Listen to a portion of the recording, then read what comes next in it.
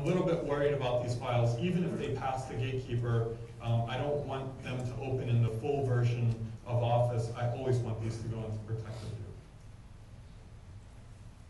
So the way the protective view architecture works is we have two processes.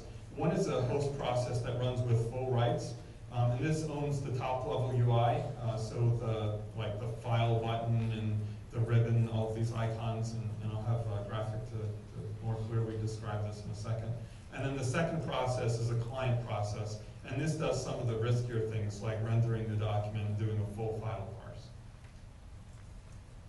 So if you looked at Word, up here, that stuff is the host process. So that's running with full rights.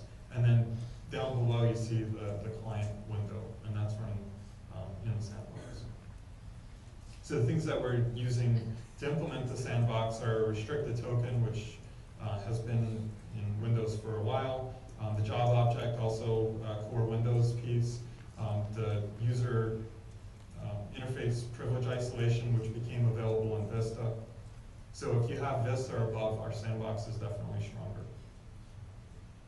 So the net impact of the sandbox is that the sandbox can only write to places that it's explicitly ACL to do so, and it can read from places that the everyone user has access to.